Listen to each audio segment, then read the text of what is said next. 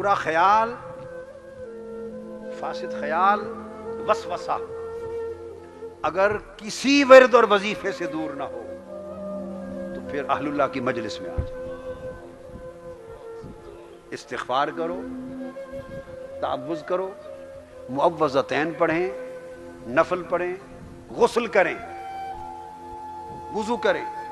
بہت طریقے ہیں، اور فوری جس طریقے سے بھی اس برے خیال کی جڑ کاٹی جا سکے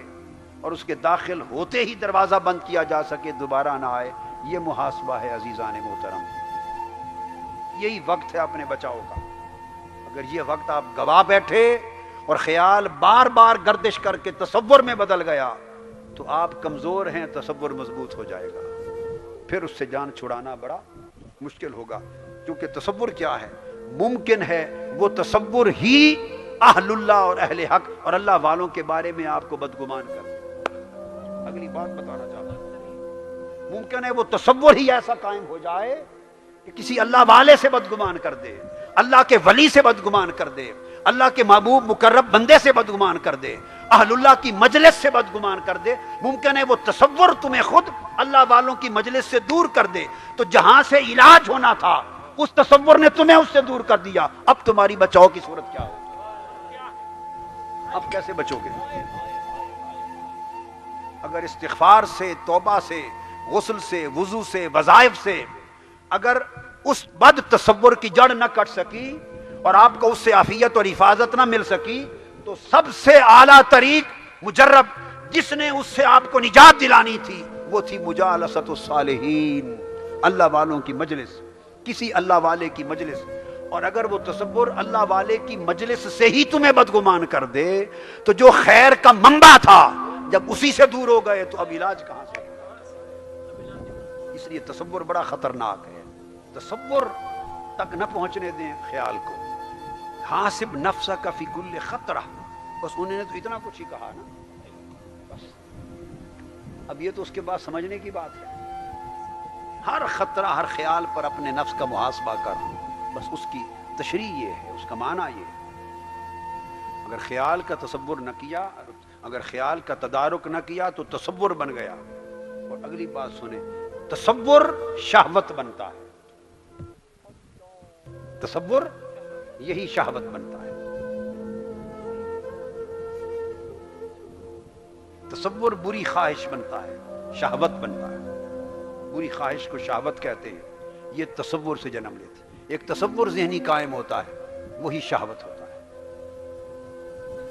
اور چونکہ تصور پر، شہوت پر قابو پانا مشکل تر ہوگا بنسبت خیال اور خطرہ پر قابو پانے کے، تو لہذا تصور پر قابو نہ پا سکے تو پھر اگلا خطرہ کیا ہے؟ پھر تصور ارادے میں بدل جائے گا۔ پھر تصور کا تیسرا مرحلہ اگلا کیا ہے؟ پھر وہ ارادے میں بدل جائے گا، اس کو ہمت کہتے ہیں۔ تصوف کی فنی اصطلاح میں خطرہ، پھر شہوت، پھر ہمت، اور عام سادہ اصطلاح میں آپ کو سمجھانے کے لیے ارادہ۔ خیال آپ نہ روک سکے تو تصور بن گیا، اور جب تصور پختہ ہو گیا تو پھر وہ ارادہ بن گیا۔ کیا بن گیا؟ ارادہ بن گیا، ارادہ بن گیا تھا۔ اور جب ارادہ بن جائے تصور، تو پھر ایک اس کے دل میں خیال تھا، اب دل و دماغ میں تصور قابو ہو گیا ہے، اور تصور اب اس کے اعضاء کو حرکت میں دینے کا ارادہ بنا چکا ہے۔ اب تصور اس بندے کو حرکت میں لانے والا ہے، ارادہ بن گیا ہے، ارادہ بالکل اب اس گناہ کے کنارے پر تصور لے آیا ہے۔ اب ارادے کو روک لینا، آپ جب تصور کو نہیں روک سکے، جب وہ شہوت تھا خیال کو نہیں روک سکے، تصور بن گیا،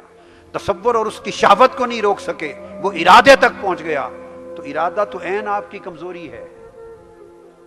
وہ تو عین کمزوری ہے، اب ارادے کو کیسے روک سکیں گے؟ تو اگر ارادے تک بات پہنچ گئی تو ارادہ فعل میں بدل جاتا ہے، ارادہ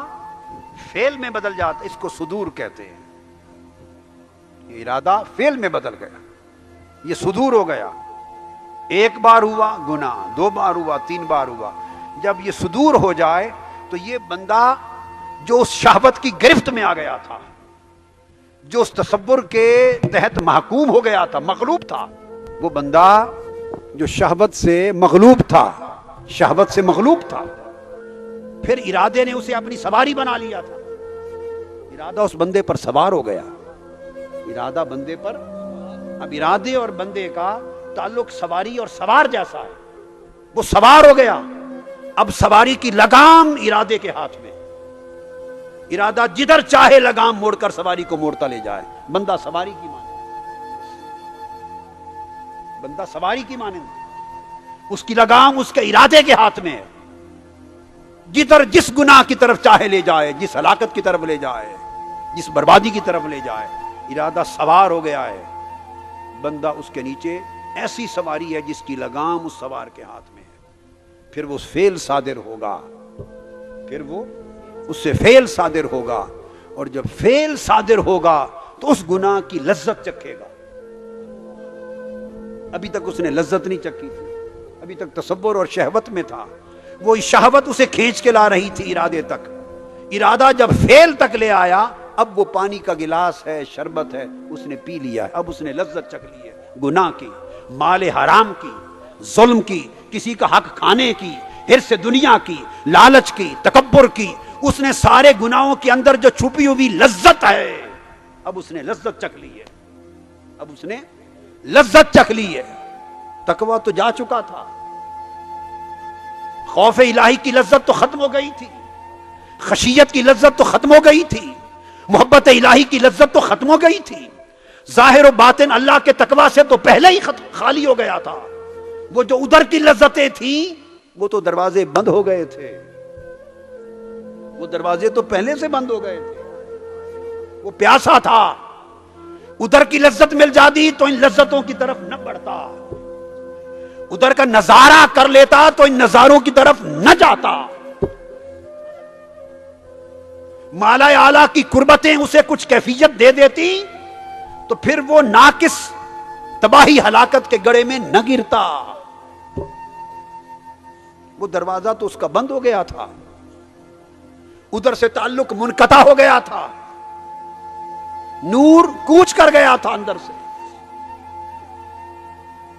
تو جب اس شخص نے جس کے اندر سے آخرت کی لذتیں، مالا اعلیٰ کی لذتیں نہ رہی تھی، اس نے گناہ کی لذت چکھ لی، شیطان نے چکھا دی، نفس نے چکھا دی، جب گناہ کی لذت چکھ لی اب لذت کہے گی کہ بار بار چکھ، اب وہ گناہ عادت میں بدل جائے گا، 5واں درجہ کیا ہے؟ عادت میں بدل جائے گا، وہ تکرار کرے گا، تکرار کرے گا، بس یہاں اس کی ہلاکت ہو گئی، اس کی ہلاکت ہو گئی۔